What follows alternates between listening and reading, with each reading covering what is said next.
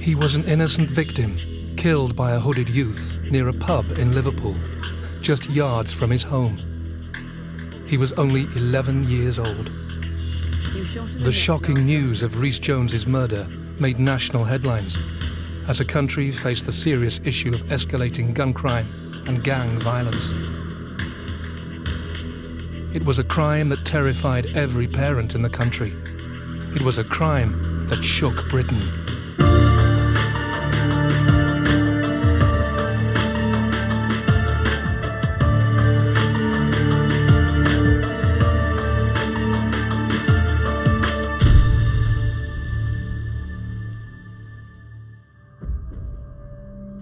On the 22nd of August 2007, schoolboy Rhys Jones was walking home from football practice. He was shot dead by a teenage gunman on a bike. My baby was only 11. He didn't deserve this. The search for his killer was to become one of the biggest investigations Merseyside police had ever seen. Today we've dedicated a further 100 officers to actually investigating this murder. Whilst the nation demanded justice for Rhys's family, a small group closed ranks around the murder. If you're the killer and you're watching this, turn yourself in. This is the story of the senseless killing of Rhys Jones, told from the inside through the eyewitness accounts of the family, friends, and detectives at the heart of the case.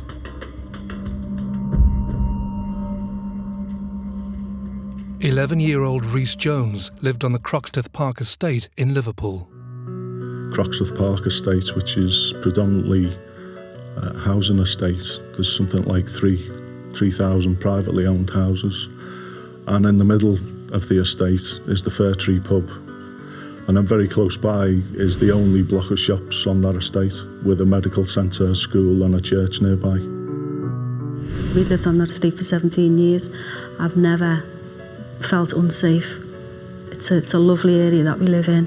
Obviously seeing groups of kids knocking around, but nothing more than what you do as a youngster yourself.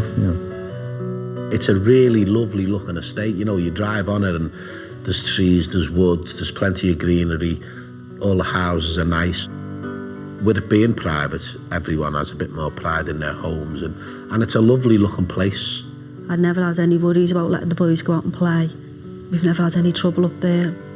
Although it's a massive estate, I would say it was quite close, really, because there's only a little block of shops, and obviously that's the centre point of the estate. I think most people know each other. Rhys lived with his mother Mel, father Steve, and older brother Owen. It was a happy family life, where Rhys was thriving. We were just like a normal family, Steve works permanent nights. I had a little part-time job. The boys were both at school and both doing really well. Weekends were always a bit special because Steve was always off for a weekend, and we'd always make sure we do things together as a family. We gave him every encouragement to go out and be active and have a good time. Rhys was a popular personality and adored by those close to him. Rhys was a very happy and energetic little boy. He was also very funny and just a really outgoing little boy. He's one of those lads that you couldn't be mad at for very long. And even if you were mad at him, he'd just make you laugh. He's just lovable and likeable. Rhys was a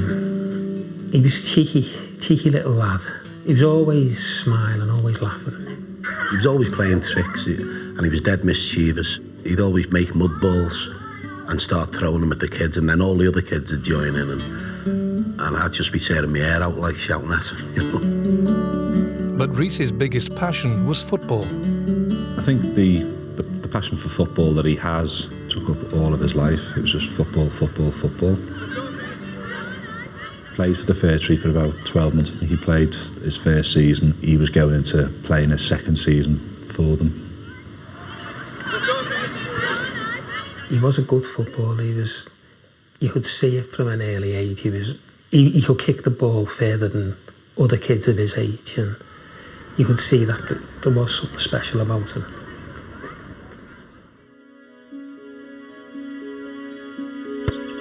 It was a warm and sunny day on the 22nd of August 2007. I'd been to work in the morning. I came home and Rhys was starting senior schools in the September. So we decided to go to town and get him his new uniform. I worked permanent nights, so I'd been in bed most of that day. And I got up round about tea time. Obviously, I had my tea. Rhys, I knew was going to go and train. He'd go training once a week and he'd play a match of a weekend. We decided that we would get together for an extra training session because the season was due to start on the following Sunday. But he was more excited because England were playing that night as well. So there was quite a buzz going round in the house because he wanted to get back for the match. He just had a light snack and then he just went up and put his kit on. Rhys left home and made his way to football. Rhys always used to take himself to training. As you come out of our house, it would be a 5-7 minute walk on one straight road straight up to the football pitches behind the shops. The training ground would have been just to the right and slightly set back behind the pub, more or less right next to it, really. Soon after arriving at football practice, Rhys realised he'd forgotten something. The training session on that particular evening started about 6 o'clock. I'd asked all the kids to get there. Rhys had forgot his £5 signing on fee. And he went, "Oh, I forgot my money." And you could see him start to panic a little bit. And before I could even say anything, off he'd gone. He'd run home. Rhys! I was sitting on the settee watching the TV when he came bursting back through the door because he'd forgotten his sign-on money. Obviously, he badgered Mel. And he just sat on the end of the couch waiting patiently for her to give him the money. Instead of just leaving it and paying next time, he wouldn't. So I gave him his signing on fee, and because he was going to be late, I put him in the car and I drove him the couple of minutes up the road to the training field. He just kissed me on the cheek and said, "Ta-ra, Mum, I'll be home to watch England." With his subs fully paid, Rhys finally joined his teammates. We'd done a couple of little warm-up things, you know, we'd run round the field, then we'd do a couple of little stretching exercises. You know, there was just a couple of little exercises like that. And we never really spent much time doing that because I always thought it's better if kids are playing football rather than, you know, doing exercises.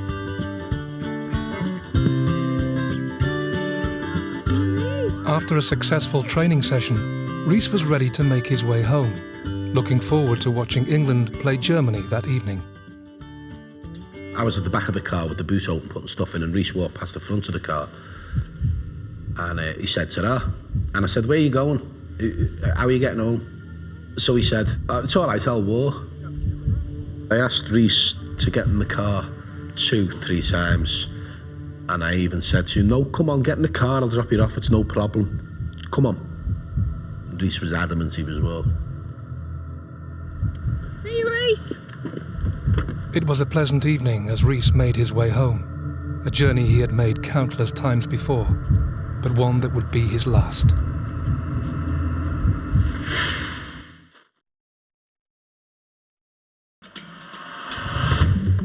"11-year-old schoolboy Rhys Jones was a popular and passionate footballer, adored by friends and family. He had a promising future ahead of him, a future he would be denied.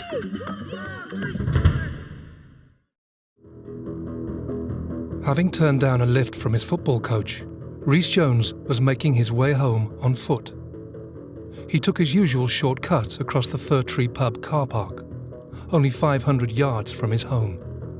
The 22nd of August was a hot summer's evening. The pub was very busy. On that particular evening, England were playing Germany. A lot of people who were sat outside because of the nice weather and also because of the smoking ban. And Rhys at that time had finished his football practice and was walking a relatively short distance home from the football field. I jumped in my car and I drove probably 50 yards, and Sean was in the passenger seat and he screamed out Rhys's name. And I looked back, I've seen Rhys hit the floor, and I knew immediately he was hurt. The first thing that entered my head was he slipped. So I slammed the brakes on in the car and I jumped out. But by the time I'd done that, Sean had opened the door and jumped out. So he got to Rhys before I did.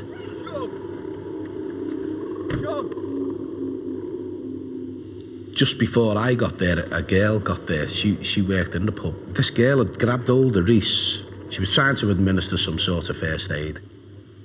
He was lying in like a pool, literally a pool of blood. The girl was shouting to me, he's been shot. Call an ambulance! It's just that bit, seeing him. Sean was hysterical. So I'm shouting to Sean, he'll be all right, but I just froze, it was numb, I couldn't have done anything at all. The first thing I done was get my phone out and I phoned the ambulance and the police. And all the time, Sean's running around hysterical and I'm trying to say to Sean, he'll be okay, don't worry. A distressed Steve didn't have Rhys's home number, so he frantically called local resident and Fir Tree football coach, Tony Edge.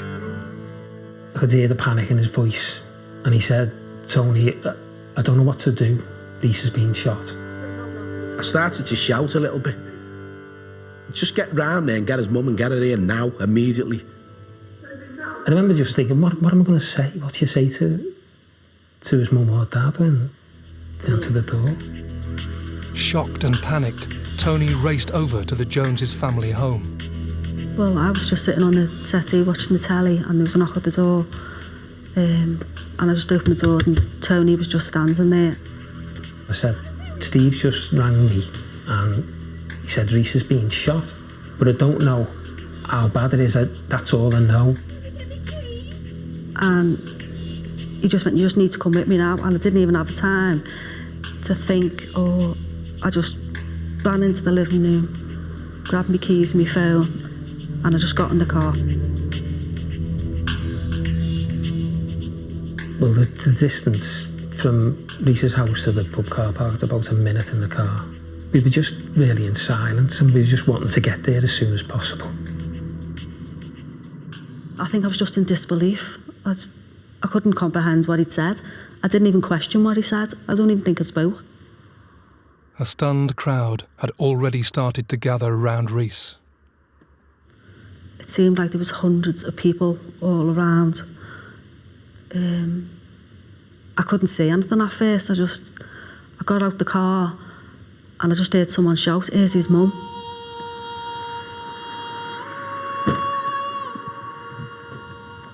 And then as I heard that voice,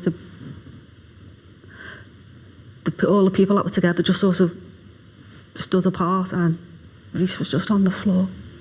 And I just ran over.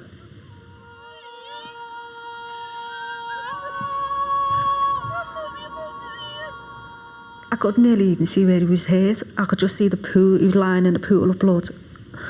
I just put my hand under his head and I said, "Come on, Rhys, you're going to be okay, come on. You're going to be okay, I'm here now. It's going to be fine."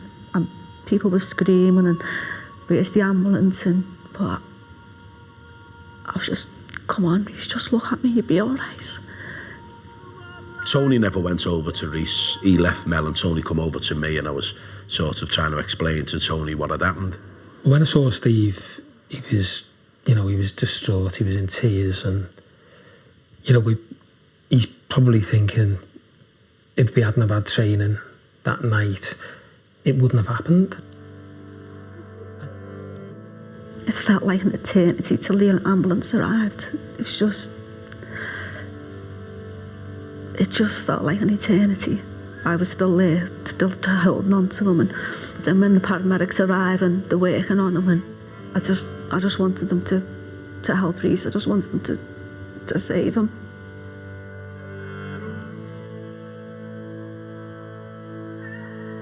I think I was on the M57 driving along when I got a call off Mel, and it was a very, very short call just saying that Steve, you need to come home. Rhys has been shot. And the first thing that went through my mind was that some kids had an air rifle or an air pistol and they, let off a pellet or something and it struck him and, lodged him or whatever it was. I didn't for one instant think that it was a proper firearm that he'd been shot with. Well, when we got to the hospital, everyone was there waiting for us. They're all working on them, and there's a whole team of people, and you're thinking, oh, it's going to be okay, and they allowed me and Steve to go in, and we were rubbing his legs and took his boots off, and we were rubbing his feet, and they were telling us to talk to him, and while they were all working on him, and we were thinking, it's going to be okay, because they know what they're doing, and they can see him, but they tried so hard, didn't they?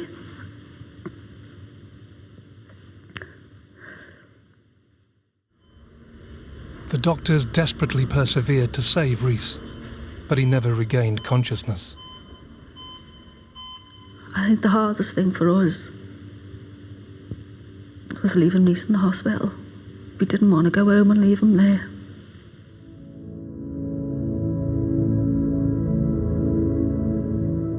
You couldn't touch him. He wasn't yours anymore. He was a crime scene.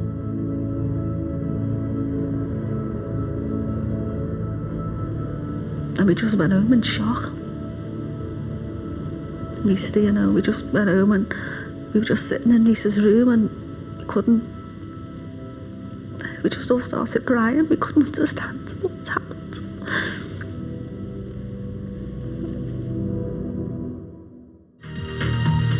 At 6 o'clock, the murder of an 11-year-old boy in Liverpool. He was shot by another youth on a BMX outside the Fir Tree pub in Croxteth. He was shot in the neck last night in Croxteth on his way home from football practice. He died later in hospital. And the police say knows who this killer is. This is not a time for silence. Do the right thing and turn them in. As the shooting made headline news, across the country there was stunned disbelief. Merseyside police quickly mobilised, determined to find the schoolboy's killer. It's probably one of the largest murder investigations that Merseyside police has run. The fact that he had no involvement and was an innocent victim in the middle of all this. The pressure was there to solve this offence and to bring the people or person responsible to justice. There's a large number of detectives who were deployed immediately onto it to conduct the outside inquiries. You've got the incident room itself, there's a lot of search teams involved, all the scientists, crime scene investigators. In the early hours of the investigation, it was clear to the police that the shooting was gang-related. The Croxteth Park estate itself is about less than a mile from the old Croxteth council estate. We were aware that there was gangs in mainly the old Croxteth estate. You've got a situation in Liverpool 11 where in effect two close-knit geographical locations, which is Croxteth and Norris Green, are separated in effect by one road.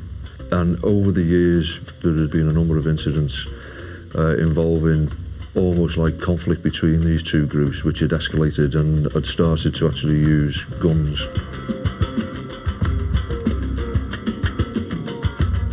We were aware of certain things that had gone on in the past, between Norris Green and Croxteth Crew and stuff like that, but we'd never been a part of it. We never witnessed any of it. We just never thought that it'd overspill onto our estate.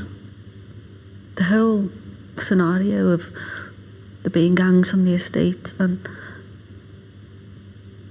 young boys having guns just seemed a world away from the life that we were living. I just couldn't comprehend it. I just wanted to understand. I just wanted to know what had gone on, why someone could shoot an 11-year-old boy. Because I knew that Rhys didn't hang around with those type of people. All his mates were all just good lads. The very next day, Rhys's parents conducted a press conference, pleading for witnesses. Someone knows who's done it. And I know people must be frightened, but they've got to think that they can't leave this killer out there.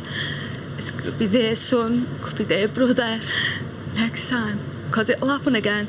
If he's not caught, it'll happen again. As witnesses close to the scene came forward, they described a teenage boy riding a bike. There were 3 shots fired in total by the gunman on the night. The first one was aimed at 2 lads who were riding their bikes across the pub car park. They then rode off on their bikes, and he's obviously tracked them, aiming at them again, and has fired a second time. That bullet struck Rhys, and then amazingly the gunman continued and fired a further shot, the third shot, still obviously tracking his intended target at that time, even though clearly Rhys had already fallen to the floor, having been struck.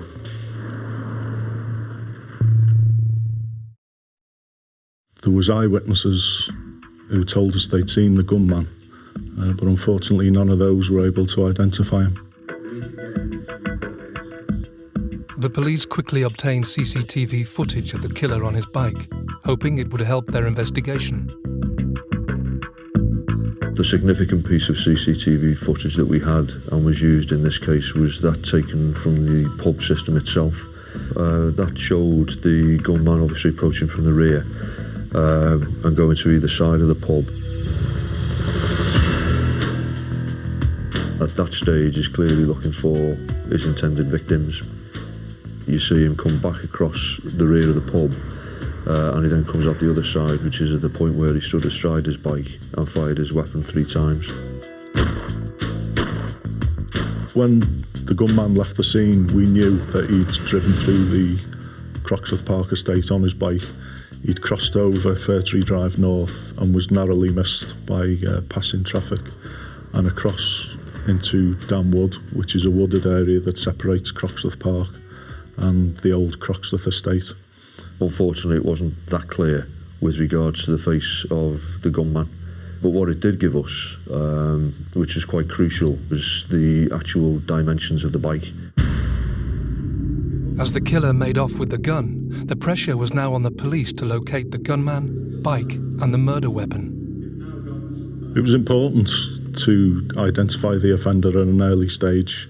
Obviously, there's a youth out there who's armed, could well use that gun again, or himself could become a target for retribution.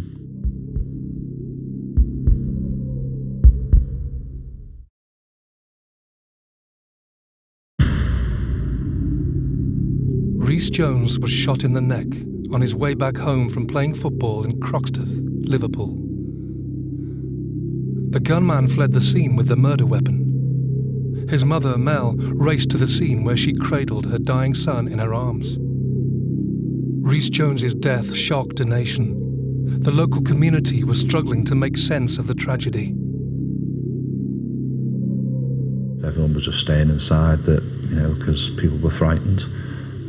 People were frightened that it was going to happen again, you know, because, you know, if it could happen to Rhys, it could happen to absolutely anybody. I think the circumstances of Rhys being shot and killed created an element of fear, and rightly so, within the community. People knew that we hadn't arrested the offender. You've got to put yourselves in the position of a parent living in that location and thinking that could have been my child. You do have an instinct to keep your children safe, especially after something like that's happened. The streets around here were empty of kids.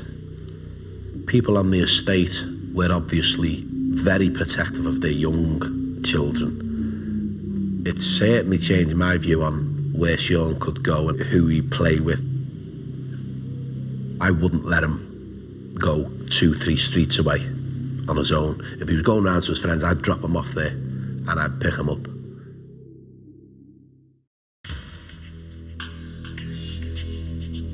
In the early stages of the murder investigation, the police already had a prime suspect. Postings on a social networking site had already named one boy as the alleged killer. 16-year-old Sean Mercer.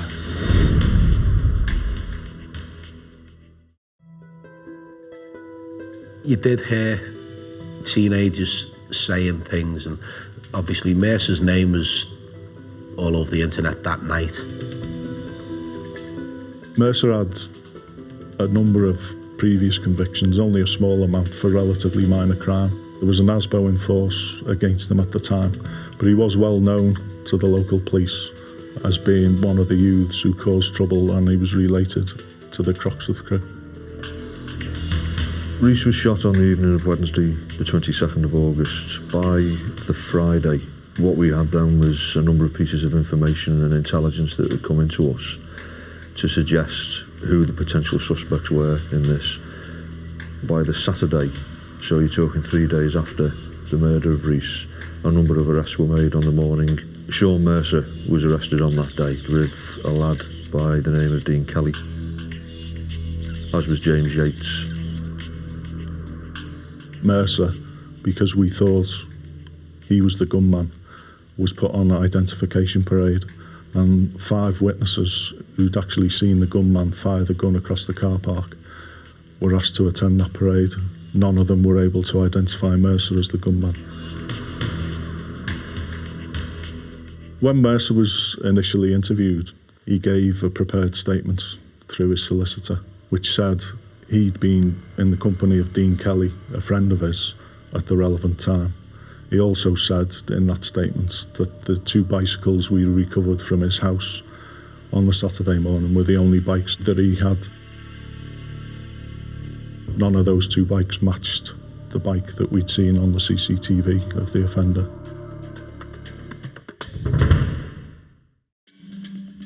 The Croxteth crew gang closed ranks around Sean Mercer. Even his mother, Jeanette Mercer, who was present at the police interview, vouched for her son. At this stage in the investigation, there simply wasn't enough evidence to categorically prove Mercer was the murderer. We know that if these people are going to try and, cover the tracks and hide, we know it's going to be difficult. We know it's going to be a long, hard slog. We just thought, well, we're in for a long haul here.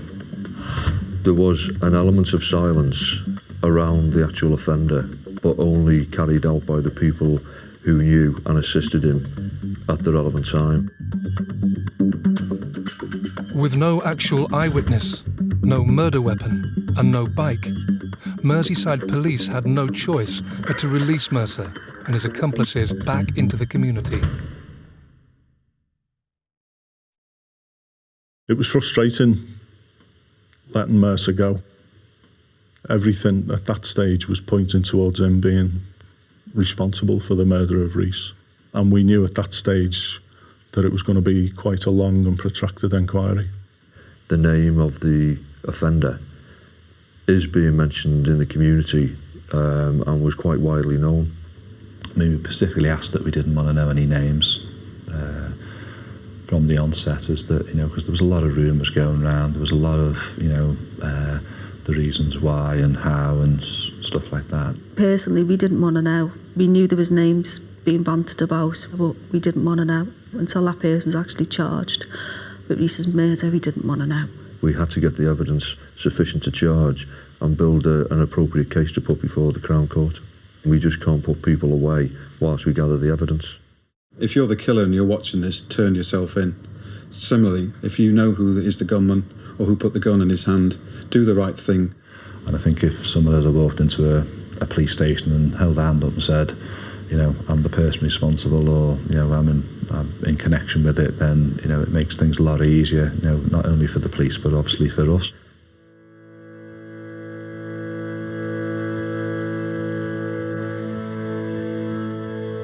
Thousands of mourners gathered at Liverpool's Anglican Cathedral for the funeral service of Rhys Jones.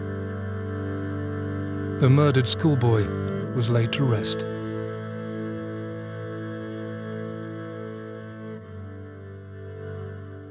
With emotions running high, the pressure was on Merseyside police to find the gun and the missing bike, which would crucially link Sean Mercer to the murder of Rhys Jones.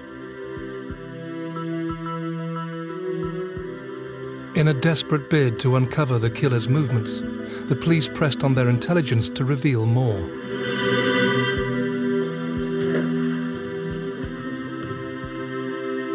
There was 2 calls made to Mercer before the murder of Rhys, and obviously what we would infer from that is that they were calls to say that the intended victim was in the area. Police used Mercer's phone logs and CCTV footage to establish the sequence of events around the time of the murder.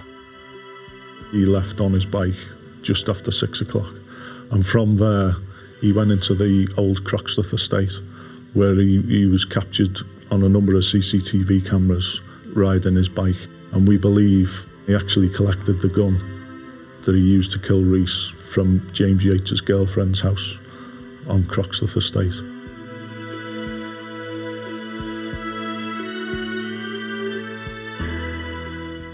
We established that the offender, having taken possession of the gun, he then went and carried out the shooting, obviously striking Rhys in that process. Following the shooting, Mercer rode off to the home of a 15-year-old boy, referred to as Boy M. We believe Mercer chose Boy M's house for a number of reasons. A, it was the closest of his associates to the Croxteth Park estate, so he could get there quickly and get off the streets as quick as possible. And also Boy M was only 15 years old at the time, and while not a member of the Croxteth crew, he had been involved in gang activity. He was young, he had behavioural problems himself, and Mercer knew he could tell Boy M what to do, and Boy M would do it. It was from Boy M's house that Mercer hatched his plan. Mercer made a series of telephone calls to his associates, and effectively he called his gang members in to assist him, and they helped by making plans to dispose of the gun, dispose of his clothing, douse him in petrol to get rid of any forensic evidence, and also to get rid of the bikes. It's a belief that petrol will dispose of any of the residue that's discharged from a firearm when you've been in close proximity to it being fired. But which of the Croxteth crew gang members were involved? Melvin Coy, age 24. He made a phone call to Mercer about 20 to 7, informing him of the people being present from the opposing group. Gary Case, age 24. He made a phone call to Sean Mercer just before 7:10 to alert him to the fact that members of the opposing group were in the area on the pub car park. James Yates, age 19. James Yates was an associate of Sean Mercer, and he had actually given the gun to Mercer on the night in question.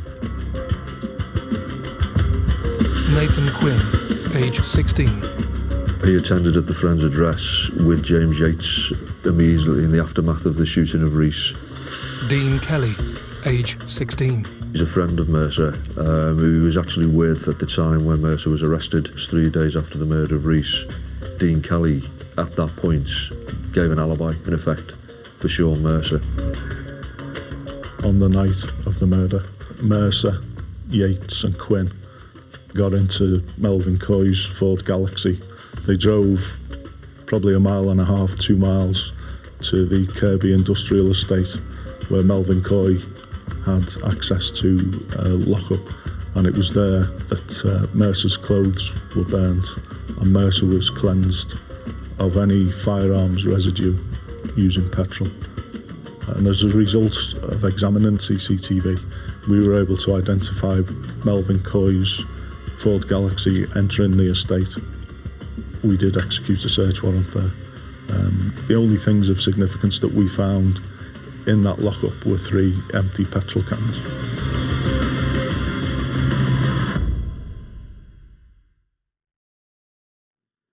Having quite clearly established Sean Mercer's movements, the police needed to trace what had happened to the murder weapon. As a result of intelligence that we'd received, a search warrant was executed at the home address of Boy X. In the loft, we recovered a Smith & Wesson revolver, a self-loading pistol and ammunition that fitted both of those guns. The type of residue that was recovered by the forensic scientists from the gun matched the residue that was recovered from Rhys's football shirt that he was wearing at the time. Boy X was arrested and interviewed. He gave us an account that Mercer had phoned him, told him to come to Boy M's house, went into the house and was confronted by Mercer, who gave him the package and told him to take it back and hide it. Our boy X was petrified. He felt intimidated by Mercer.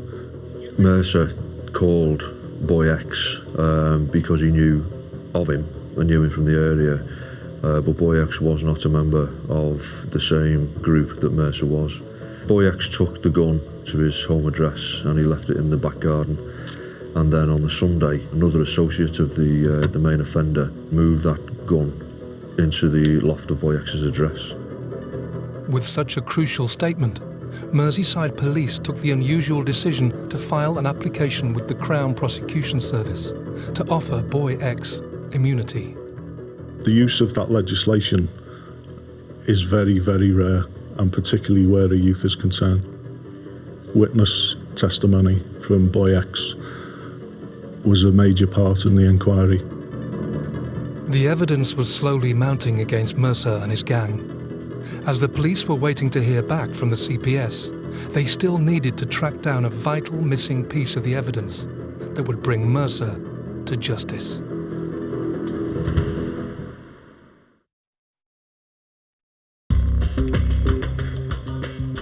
In August 2007, schoolboy Rhys Jones was gunned down by a teenage killer riding a bike. Merseyside Police arrested and questioned various youths from Liverpool's notorious Croxteth crew gang, including prime suspect Sean Mercer. But despite having to release Mercer and his gang members as they carried out further investigation, the police were quickly converting intelligence into evidence. Having recovered the murder weapon, the police were now awaiting approval from the CPS to see whether boy X would be granted immunity if he testified against Mercer. But there was still the question of the missing bike.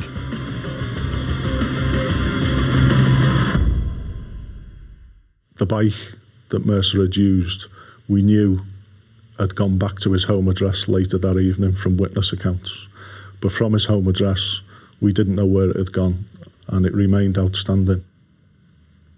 The police launched a fresh appeal to help trace the bike. Following our press appeal, a member of the public came forward and said that he'd been cycling himself in the Kirby area near to the industrial estate, and he'd found the bike frame minus its wheels and taken it back. Forensic examination of the bike revealed Mercer's DNA on the bike itself. Mercer's mother, knowing that he had possession of that bike, she deliberately misled the police during the search by saying that bikes that we recovered at the offender's home address were the only bikes that he owned, and she repeated that fact during a later police interview. There's a huge difference between even believing that her son had done it and actually deliberately lying during police interviews, during the police search, and quite clearly trying to frustrate the police investigation. We'd recovered the bike frame, we'd recovered the gun, and we had other witness accounts which basically blew Mercer's alibi away. And the whole estate knows it. All that remained was a decision from the Crown Prosecution Service on boy X. In April 2008, the CPS had made their decision. When the Attorney General had made the decision that boy X was going to be offered immunity from prosecution, within days we re-interviewed boy X, obtained his witness account. He entered into the agreement with the Crown Prosecution Service that he would give truthful evidence in return for the immunity from prosecution. On the 15th of April 2008, Merseyside Police arrested 14 people, including Sean Mercer, James Yates, Gary Kays, Melvin Coy, Dean Kelly, Nathan Quinn and boy M. And they were subsequently charged, Mercer with the murder of Rhys and the others with assisting him to dispose of evidence. When Mercer was arrested on the 15th of April, he was interviewed again he produced a prepared statement in which he denied any involvement in the murder of Rhys and chose not to answer any further questions. Gary Kays and Melvin Coy basically denied being involved in assisting Mercer. The others, when they were interviewed, there was a mixture of people choosing not to answer questions, saying no comment. As well as the Croxteth crew gang members, a number of adults were also arrested. Because we knew Jeanette Mercer had lied to us when she'd made witness statements, saying that Sean Mercer had only had the 2 bikes we'd recovered from the house, and because she had possession of his mountain bike on the night of the murder, a decision was made to arrest her. He said, at his house? She denied any involvement. Unless someone had taken it? James Yates's parents, Francis and Marie Yates, were heavily involved in trying to assist Mercer and their own son. We know that Francis and Marie Yates burnt a SIM card that the police failed to find when they'd searched James Yates's house, and that was the SIM card that he'd been using at the time, and that was crucial evidence. I think it was shocking, sort of like the help that they got, and it wasn't, so much as, Mercer and his mates that sort of like, took him away, whisked him away and doused him with the petrol, got rid of evidence, got rid of the bike and stuff like that. But it's the adults that were involved with it as well. Almost 14 months after Rhys's murder, the trial took place at Liverpool Crown Court. Sean Mercer pleaded not guilty. Throughout the trial, Mercer and his 6 associates were in the dock and frequently would be laughing and joking and not listening to what was going on.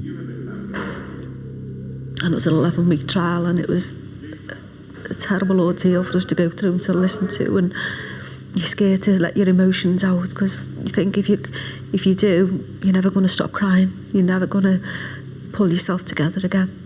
I think it's fair to say that the behaviour of Sean Mercer and all those people in the dock with him at that time was poor, to say the least. This was all done in front of Rhys's mum and dad as well. I think that is unforgivable, but I also think it actually shows the type of people that we're dealing with here.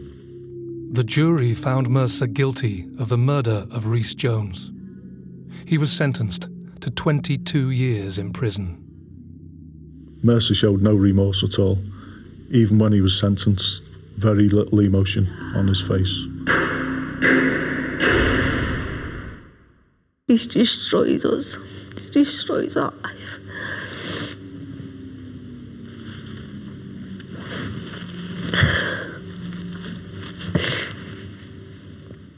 In order to get your head around things, you need somebody to be charged. You need somebody to be found guilty. You've got to have a sentence that you feel reflects the enormity of what they've done. We got justice for Rhys, because as the sentencing goes, Sean Mercer got the maximum what he could get. And in the eyes of the law, we've got justice. But I personally feel life should mean life. He should spend the rest of his life in jail. These people should realise that, if they're going to go around firing guns and murdering people, then, they should spend the rest of their life in prison.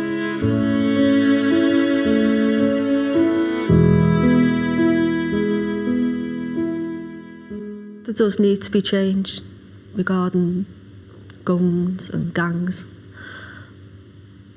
But as a parent, I don't know the answers to that. I think the police and the politicians need to sort that out.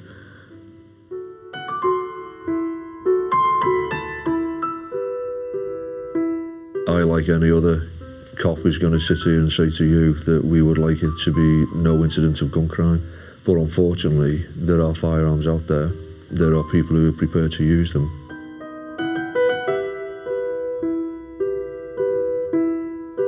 Something needs to be done. It could start with tougher sentencing, give the judges the tools to do the job, get these people off the streets,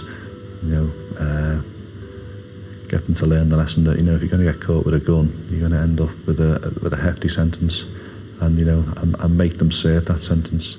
But Rhys's death would not be in vain. We've set a charity up in Rhys's name. It's the Rhys Jones Memorial Fund. The charity is to raise enough money to build a much needed community centre in Croxteth Park, where we live. Somewhere for all the kids to go, keep them off the streets, keep them busy, give them an interest. I work quite closely with Steve Gagan, which is, we do a soccer competition each year for the kids. Fair Tree take part, you know, the old lads that Rhys used to play football with, and it's a really, really good competition. Rhys just lived for football. Everything evolved around football, and in terms of keeping Rhys's memory alive, then the most appropriate way to do it is through football. I just remember Rhys as being a really bubbly, lovable lad. He'd just make you laugh. I just remember Rhys smiling. He was always smiling, he was always laughing, always joking around. And he was always his most happiest when he was playing football.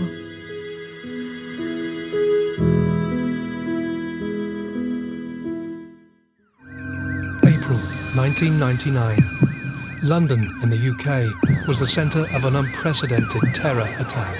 I pulled my hand out and it was like full of blood. And then I put my hand on my head and there was like something sticking out my head.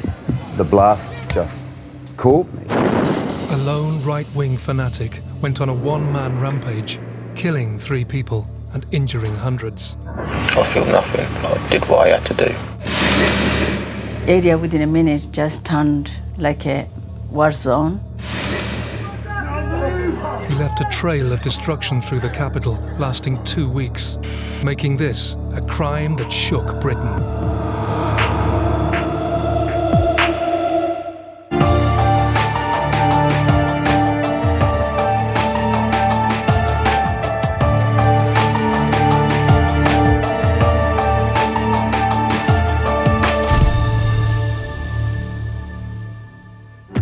Saturday the 17th of April, Brixton Market, South London, was packed with weekend shoppers and traders. I was at Brixton Market because my friends had to go to work up there and I went with them to spend the day. As Miles MacLeod helped his friend on the market stall, Paul Maskell was managing his staff and customers in a supermarket just yards away. I was just like the day-to-day managing of the store, doing staff rotas, just normal everyday managing of a retail unit. It was coming to the end of the day, it was all looking forward to going home. As Paul's day drew to a close, Miles and his friend waited for some extra trade. Everyone else started packing up kind of early because some people didn't have a good day, but we was going to stay a little bit longer because we didn't have to be anywhere till early evening. The bustling market was still heaving with people when Miles noticed something suspicious. I walked down to go to the shop, and then on the way back, I noticed the bag. And I let my friend know, and my friend come over and started walking around the bag, asking people if it was their bag. And they said no. So my friend goes to me, pick it up. Miles went to investigate, unaware the contents of the bag would change his life forever. So I picked it up, and then we walked round to Electric Avenue and we opened the bag, and that's when we noticed it was a bomb. I had to actually look twice because you could actually see the nails, the Tupperware box, the batteries, the wires, and then you knew it was an explosive device. Brixton was still packed full of shoppers, all unaware of what Miles and his friend had discovered.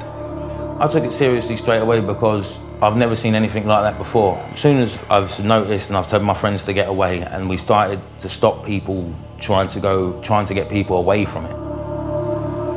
As Miles attempted to alert people of the danger, others were not so wary of the device in front of them. Some people heeded the warnings, others didn't. And one man in particular went up to the bag, it was a nice bag, a head bag, and took the device out of the bag and walked off with the bag. The little gentleman what was on the fruit stall picked the bomb up from there and put it next to the green bin next to Iceland. But at this time, they thought it was a joke still. They thought it wasn't real. And it got moved 3 times. Me moving the bomb getting taken out of the bag, and then the bomb getting put next to icing. The makeshift bomb, packed with nails and stuffed into a plastic box, had been sat at Brixton Market for over 30 minutes. The security guard come in and told me he felt someone had left a bomb outside. I couldn't really take that serious and just carried on the phone call really and ignored him. I could see that he was getting quite agitated about the events that were going on outside.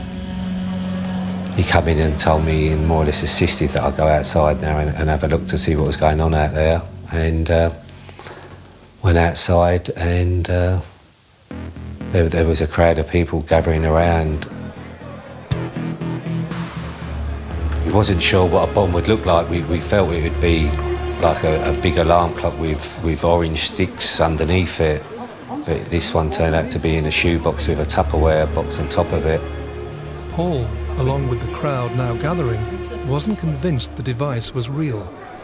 The guy was pointing out to me that there was like nails in the top and you could see wires, and he was convinced that was a bomb and we should do something about it. So I thought the first thing I should do is go and phone the police while the security guard was trying to keep people back. Not too many people at that time were taking much notice of him, and he was doing as best as he could trying to keep people back. I've seen police across the road, so I've run across the road.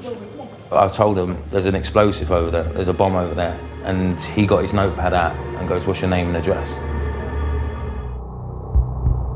I went inside the store, phoned the police. They told me I should evacuate the store and keep people away. Yet again, I couldn't really believe it was a bomb, so I took no notice of the police and didn't evacuate the place, and went outside saying this just can't be a bomb. And we got within a few feet of it, and then it went off.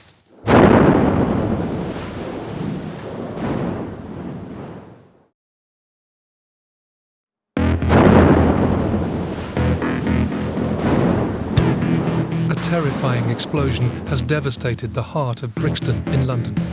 An explosion in South London has injured dozens of people. The blast in Brixton is being treated as a major incident. A holdall containing more than 1,000 nails and deadly explosives had been planted near the crowded market. The Metropolitan Police had been given no warning and no motive. They were dealing with a ruthless terrorist whose intention was to kill and maim. Everything went completely black. The explosion threw Paul Maskell off his feet. When I came to, I was leaning against one of the freezers in the store, and I thought I'd wet myself, and I thought to myself, am I going to survive the day now where I've wet my trousers? And I put my hand inside my trousers, and I pulled my hand out, and it was like full of blood. And then I put my hand on my head, and there was like something sticking out my head, and I just thought, I just didn't know what was going on there. It was just havoc. Everyone was running everywhere. There was smoke, glass. It was bad. There was phone calls coming in that there was a possibility that there was a bomb had been discovered in Brixton near the Iceland store, and just as the information was being relayed, then there was a call to say that it had gone off. There was no warning, there was no suggestion of trying to prevent it happening. It was just armed, put down, and the person that put it down just walked away. They had the time then, they could have made a telephone call, but there was no communication then. It was just smoke, dust and glass falling. In Brixton High Road, you've got high houses at the top of the shops, and them windows got more affected than any. And it was like raining glass and dust. There were more than 1,000 nails in the bomb, and of course they cut into people.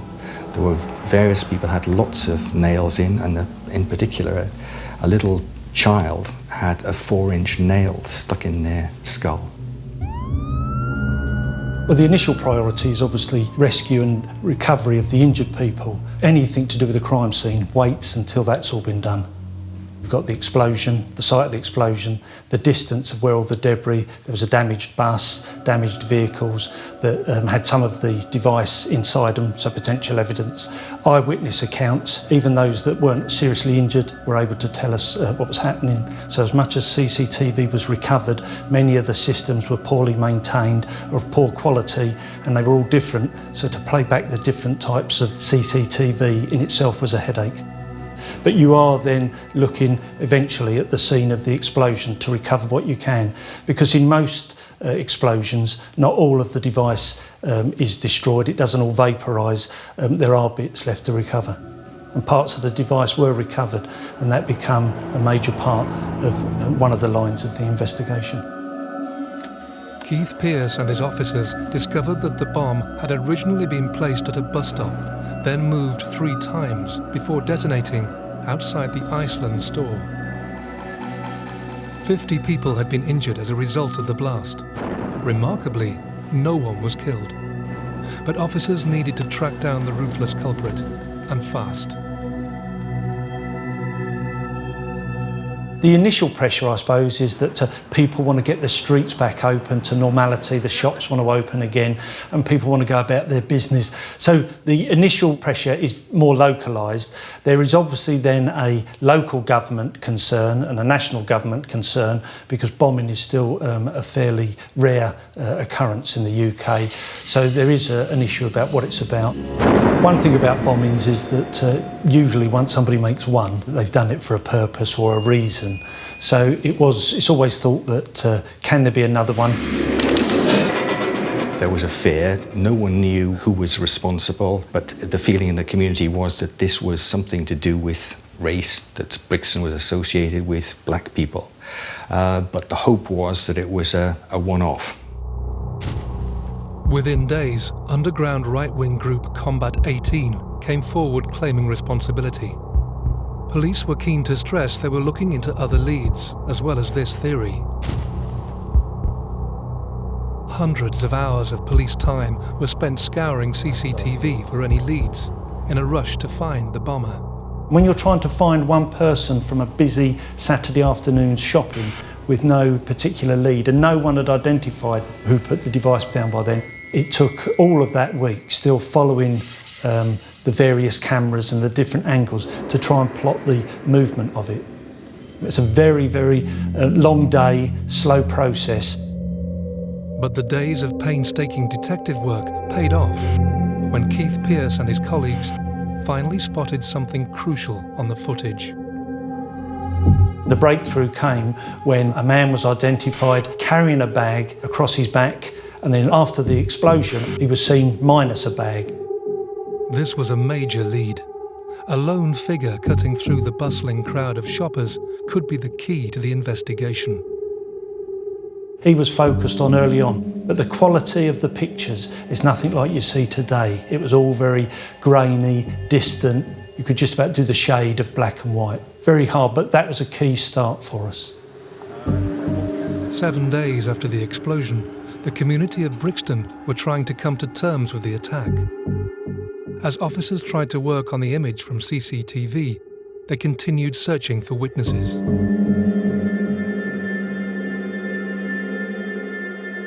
The key thing the following Saturday, as in many crimes, you go over it again. You have an anniversary event to try and find witnesses who may have been there. As police searched for further clues to the tragedy, 5 miles across the city on Brick Lane, Dr. Hack and her family were heading home. We are returning to our North London home. As we are passing near the Brick Lane, suddenly we decided that to do some little shopping and to buy some Bengali newspaper.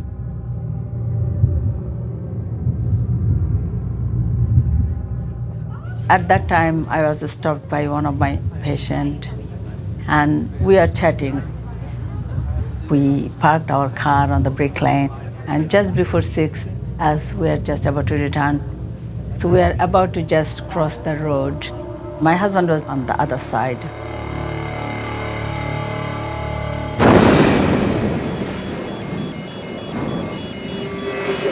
Whole area was really in dark cloud that you could not see what is happening, and My whole body was covered with the glass splinters. All the windows were broken, smashed, and you didn't know what is happening. We had a team in Brixton at the time, around the 5 o'clock time, to try and jog people's minds. And while that was happening over in Brick Lane, we then had another phone call to say somebody thought that they may have found another device. And at that same time, when the phone calls were being made, a second device had gone off almost similar time, a week later to the one that had gone off in Brixton. Almost to the hour, 7 days on from Brixton, police were dealing with another terrorist attack. The explosion had ripped through the heart of the Asian community in East London, injuring 13 people and causing severe damage to surrounding buildings. That was really, really horrific, horrifying, and really, really, I have never experienced like that in my life. Early indications are that the device had gone off in the back of a car. So, of course, again, one of the initial thoughts was this the bomber with the device in a car that had gone off? And so, therefore, did we have either the bomber with the car or some evidence to be obtained from the car? But we found out fairly early on that, similar to the first device, people do strange things when they come across a bag with a bomb in it. And we weren't to be as lucky as finding the bomb in the bomber's car. It was in an innocent person's car. Police discovered that the device had again been moved by a concerned member of the public. The bomb had been left in a side street to Brick Lane. A man had seen it there in a bag, had picked it up, opened it, and seen, again, what looked like a bomb inside. They thought it may have been a workman's bag with tools. It obviously wasn't, and there was obviously the event the week before. So the person left it in his car, closed the boot, went off to try and find a police station to report he may have found something. And again, just ironically, when the phone calls are being made about, I think I may have found a bomb in a bag, it's in the back of my car, the bomb goes off. So people are injured again by the blast, but the blast is contained within a car, but the car was totally destroyed. So again, just by chance, less people are injured because a member of the public had put it in the boot of their car. Keith Pearce and his colleagues were now looking for a hardline terrorist, someone waging a hate campaign targeting specific communities. But whoever the culprit was, they weren't giving anything away. Yet again, no warning and no motive had been given. It was clear with this second bomb in Brick Lane that what was happening was someone out to get the ethnic minorities. Brixton, full of black people. Brick Lane, usually full of Asian people. So here was a racist bomber, or bombers, and they were out to kill and maim people. And it was amazing that up till then, no one had been killed. The pressure was mounting because this was almost a week later to almost the exact time. We've got a description from the man who found it and put it in his car and had a look at it.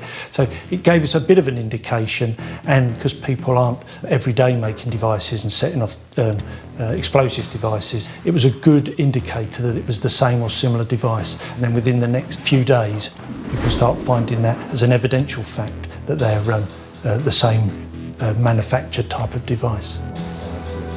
Police were fairly certain they were now dealing with the same bomber.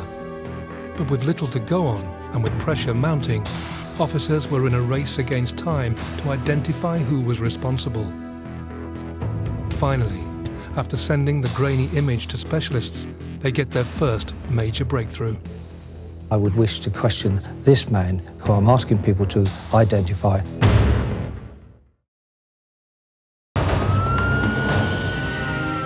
The Metropolitan Police have released an image of the most wanted man in Britain. A lone figure they believe is responsible for 2 terrifying explosions in London. Having attacked communities in Brixton and Brick Lane over 2 weekends, officers are in a race against time to catch the culprit before he strikes again.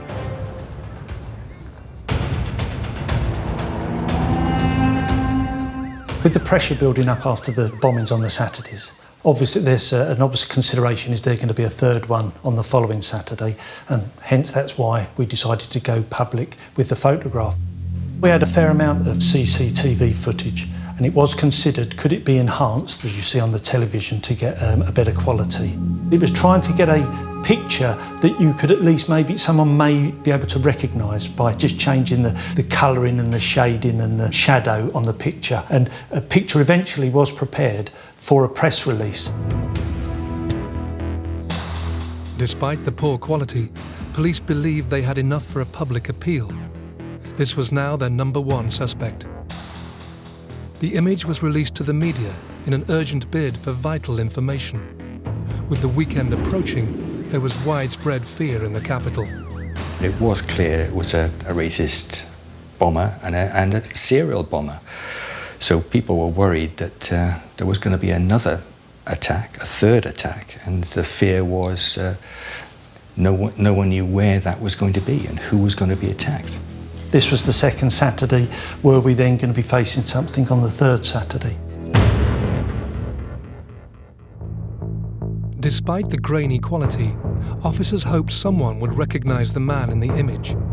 With a slight build, blue jacket, jeans and baseball cap, his appearance was fairly ordinary. But thankfully, information started to come in. Photograph generates a lot of calls that have to be followed up. Incident room. You have to make a judgment call which have a higher priority than other calls. So the pressure does mount. Yeah, could I have your number, please? Long hours of working, knowing that you might be the one that's going to make that breakthrough to find the suspect and hopefully prevent it happening again. It was released on the Thursday lunchtime following the Brick Lane bomb, and the police had, for all that time since Brixton, been trawling through the CCTV that they had, and they struck lucky eventually because he was wearing a white baseball cap. From his pattern so far, officers had reason to believe the terrorist would strike again in 2 days' time.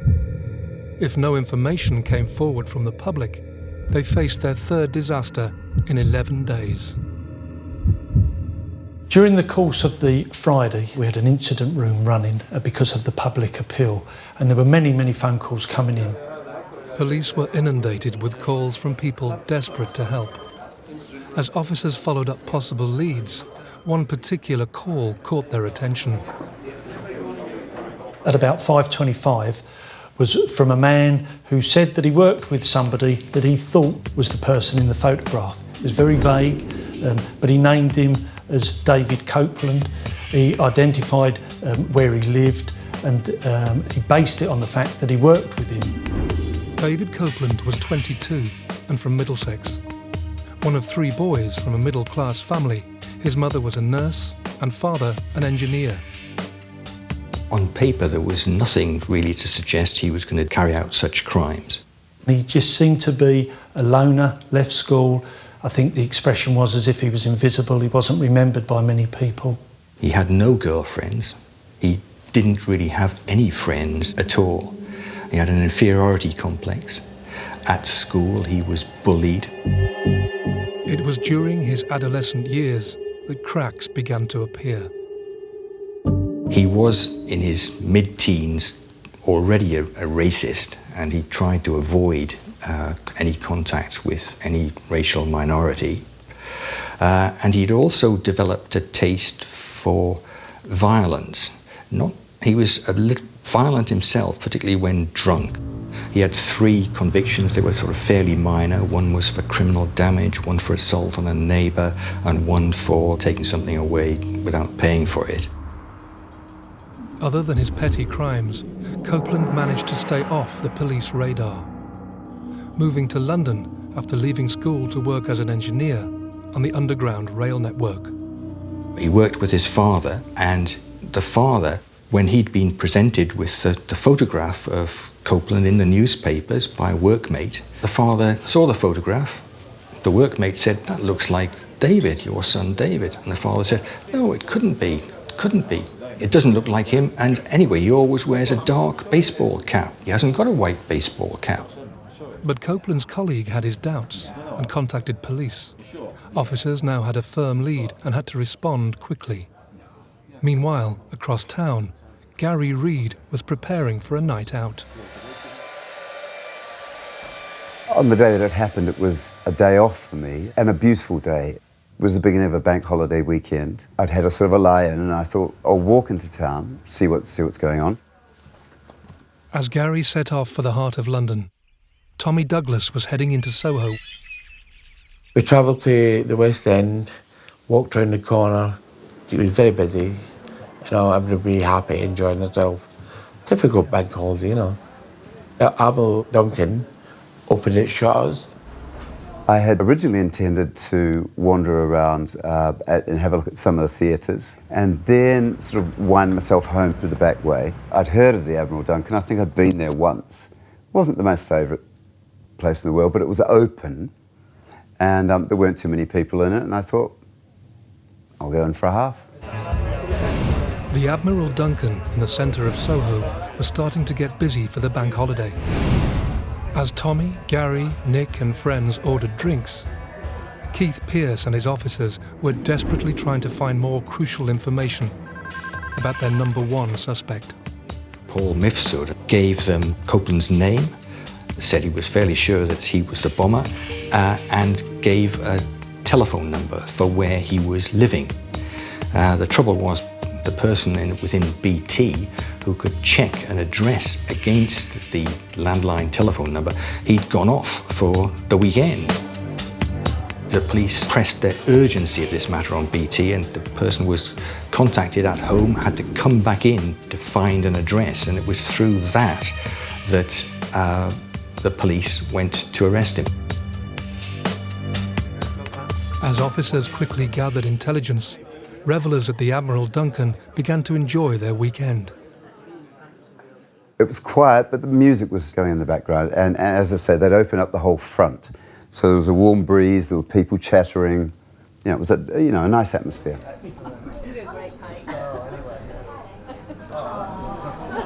As the pub started to get busier, one of the bar workers noticed something suspicious. Someone started looking at the bag and wondering about it, and one of the people working behind the bar even in fact looked over the bar down at the bag and was about to inquire whose bag it was as a result of the security briefing they'd been given. The first inkling I got of anything wrong was a feeling of, first of all, was complete and utter silence. No noise at all. Gone from a bar where there was chattering, there was noise, there was music. Complete and utter silence.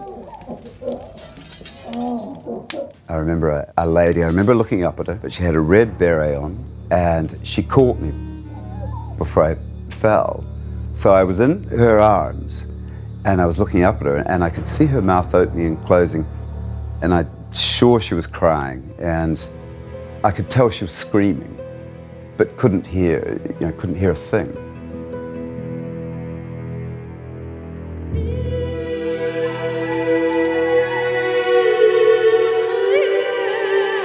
Couldn't move my body. I felt I was nailed to the floor. People have spoken of individuals being thrown 30 feet by the force of the blast. And when I went to move anything at all, it was from the waist down was complete pain.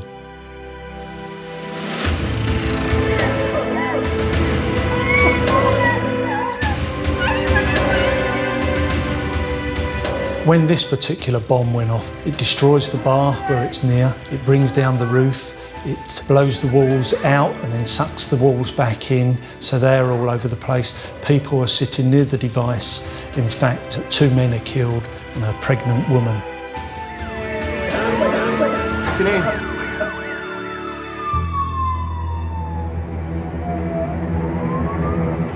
I believe that this is linked to the other cowardly attacks that have occurred in London over the last few days. Despite a nationwide appeal, the terrorist had struck a third time. The device tore through Soho, causing the biggest devastation so far. Well, I had seen it on television, and then my husband said all this.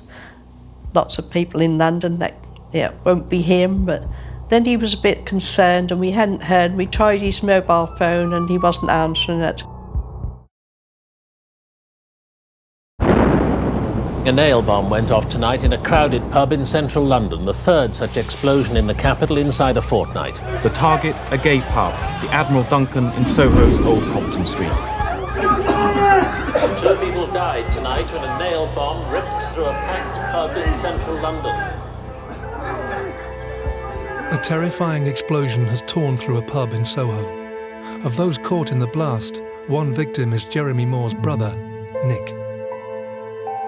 My father rang me at about 6:30, 7 o'clock in the morning and said, "I think you better come down." You're really at that stage, you're just in a sense of shock and disbelief. It can't happen to us. Why would it happen to us? Jeremy's brother, Nick Moore, and his friend Andrea Dykes were killed in the blast. Andrea was 3 months pregnant, and her husband Julian was seriously injured.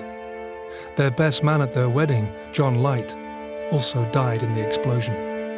142 people's lives have now been devastated by the bombers' terrifying campaign.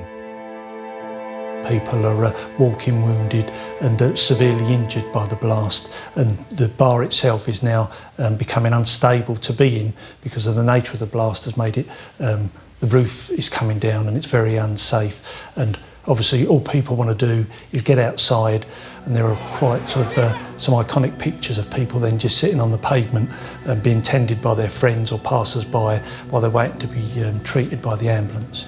It's a frustration for us that it happened. It was always a concern that when we went public, would it cause the bomber to stop, or would it change the timetable?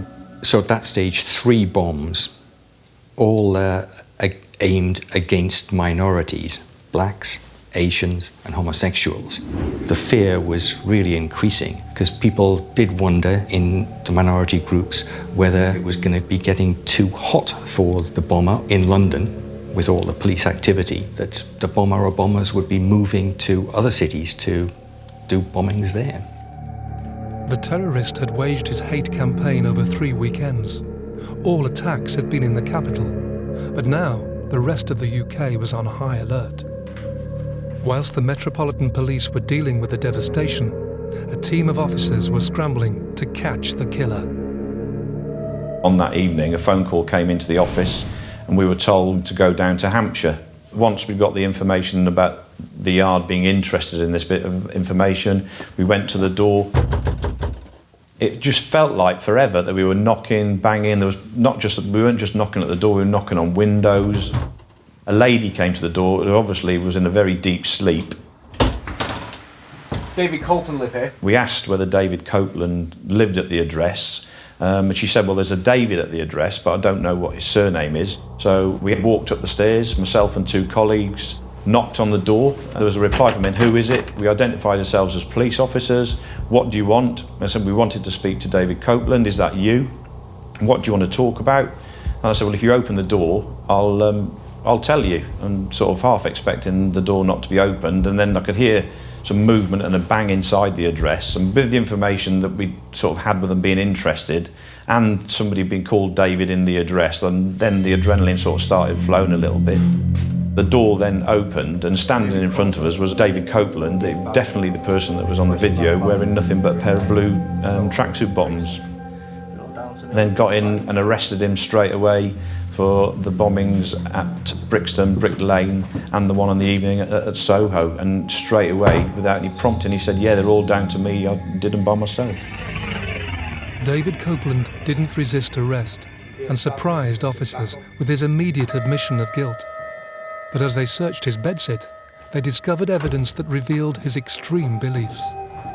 Straight away, behind was a big red, black and white Nazi flag on the wall, and next to that were cutouts from magazines or photographs of other bomb scenes of people with injuries and the results of bombs, with a whole raft of pictures on the walls. Alarmingly, his sickening shrine also included pictures from the devastation he'd caused in London. He said that there was 2 litres of ammonium nitrate, which didn't mean to me, but bearing in mind he just admitted that he was the bomber, there had to be something to do with explosives, and there were some firework boxes underneath the bed. That was an obvious risk. So I spoke to one of my colleagues and said, look, you're going to have to evacuate the houses nearby. Copeland had purchased large boxes of fireworks, taking out the gunpowder for his devices. He'd also heavily armed himself. Officers found a crossbow and gas-powered pistol in his room. He was rushed back to London for questioning, where he freely discussed his reign of terror. Here is Copeland's actual police interview. Shockingly, he reveals why he planted the bomb in Soho the day before. Thursday afternoon, when I had over the radio, they got pictures of me. Where were you at this point, sorry? In one of these sex shops. As he left the shop, he saw a copy of the Evening Standard, which had a photographs of the suspect bomber on the front page. He saw that it was him, and he knew or felt that he was close to being captured. Gone home, back to Farnborough, and I thought I was going to be, grabbed. That's Thursday afternoon. That's right, yeah. So you would have arrived home in Farnborough about what time? I'll say I got back about 9 o'clock, 8:30, 9 o'clock. And you expected what? To be arrested immediately, you waiting for me. So you stayed in the room? I went straight Thursday in, night. packed my bag, left. Despite his picture being in most of the national newspapers, and a manhunt involving 7 forces up and down the country, Copeland was determined to continue his bombing campaign. He stayed in the capital and brought forward his next attack, this time targeting the gay community.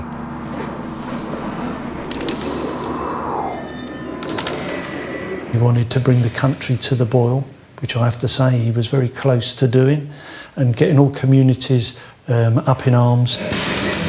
He walked into the pub carrying the device, and it was already armed, as the other two had always been armed when he was carrying them. But he changed his appearance. He no longer had the dark jacket or the baseball cap. He now just had jeans on and a white t-shirt. A lot of the bars and places had been visited with security about being aware of unaccompanied bags being left lying around. But the unfortunate thing in the pub in question, many people had put down sports bags and rucksacks. They were having a nice time. It was a nice early evening. That spot was the only empty spot at the bar. I went up to get a drink, and I slipped it off my shoulder and put it on the floor. During all of the times that we had dealings with Copeland, he showed no remorse for any of the injuries or any of the deaths. He thought it was a means to an end. The only time he asked about anything was about this rat Whizzer. How was Whizzer being looked after? I feel nothing. I don't feel sadness, but I don't feel joy. I did what I had to do. Are you sorry?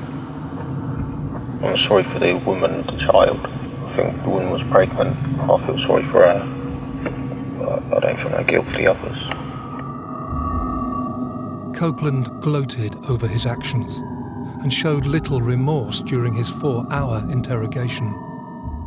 Murder, mayhem, chaos, damage to get on the news. It's a top story, really. Personally, I wanted to get caught. Why? To be famous. If no one remembers who you were, you never existed.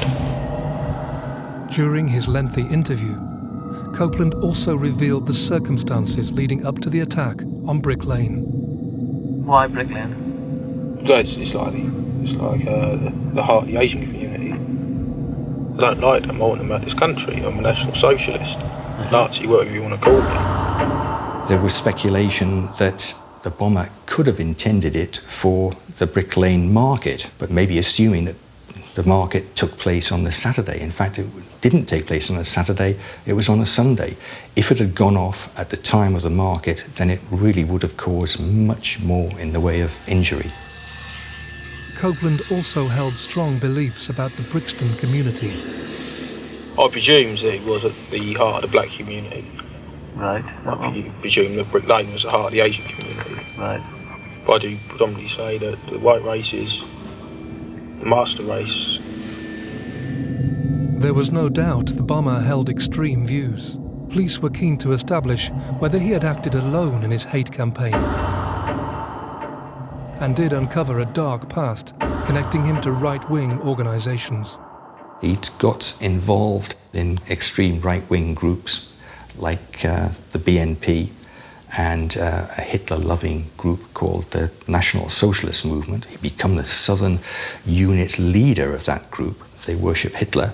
As well as all that, he'd got involved in groups that believe in Christian identity, and that is people who believe that white Europeans are the chosen race and everyone else is inferior. The Daily Mirror had been given a photograph of Copeland at a BNP demonstration in 1997, showed him standing next to the then leader, John Tyndall of the BNP, and the anti-fascist groups had attacked this meeting and missiles had been thrown, people had been injured. There was Copeland next to the leader of the BNP. The BNP at that stage weren't providing him with any action, so he drifted away from them. We knew he'd had some connections with some right-wing organisations, as they like to put it, but none of those had any connection with Copeland. Copeland had had some association with them, but there was no other involvement. There was no other witnesses or evidence, either from the CCTV or witnesses that had been involved, with him making the devices. He told us early on that he'd made them by himself. He'd learnt it from the internet. Well, I'm responsible. Right. Yeah. Just you? Just me and my own. Are you trying to hide anyone else? Anyone else's involvement in it? No. Sure? 100% positive. Copeland was adamant he had acted alone, but officers were keen to establish where he got his information on explosives from and how he had created such devastating devices. The devices he made were quite crude, but as we know, crude devices can still be deadly. He adapted the component parts that you can find in fireworks, albeit that he bought them in large numbers. Copeland spent hours sourcing materials and testing his makeshift devices, seemingly unfazed by the danger to him or his neighbours. Got everything you want? All of the items that he made, he used for the component parts he bought in any shop that you and I can go to. Where did you practice this in? Just in my bedroom. What, did you set off small Only explosions? tiny little bits at a time. Yeah. Anywhere in particular in your room? It's all on my desk. Did it leave a mark on the desk? There's got loads of marks on the desk. Any particular desk? There's one desk, it's just a dresser or something. How did you ignite these little bits of powder? Cigarette lighters. They were just wires, powder, nails for shrapnel, a box to put them in, a bag to carry them in, connecting them up, and he used a simple clock.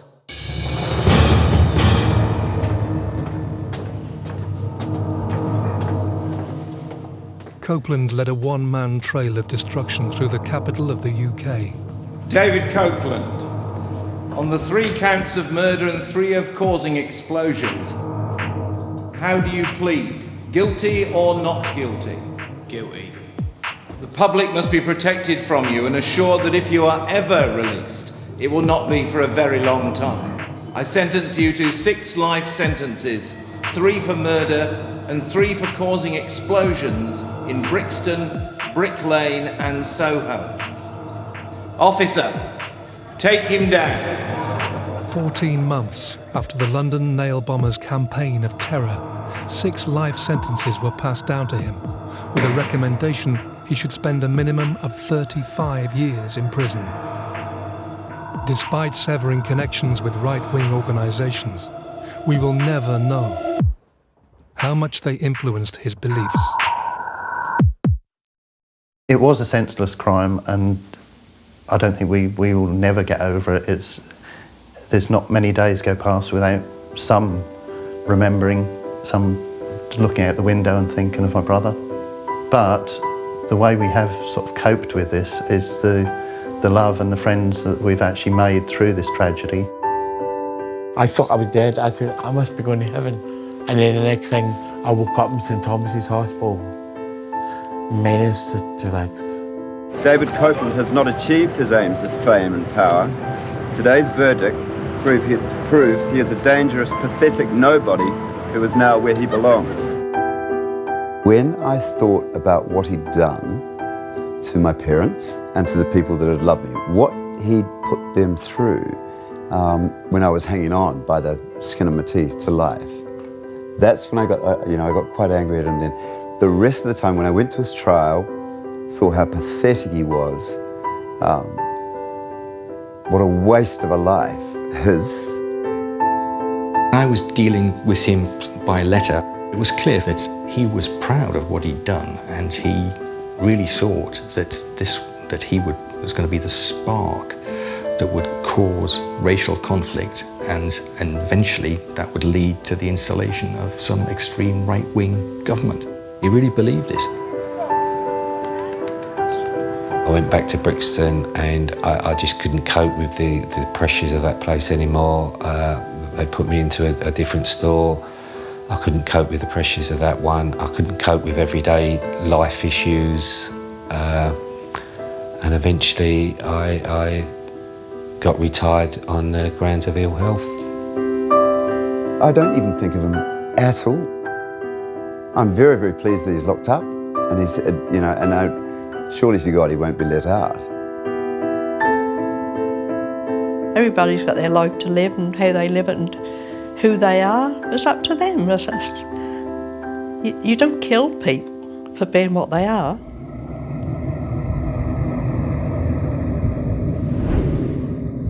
I think the British people have a right to everything claims. I can have it, I have to do it. I'm not going to sit here and lie to you, but they're dead, they're dead. I feel nothing. Terrorism, fear, to terrorise people. David Copeland, the young fanatic who worshipped Adolf Hitler and planted nail bombs across London, is in Broadmoor tonight, starting 6 life sentences. He may never be released.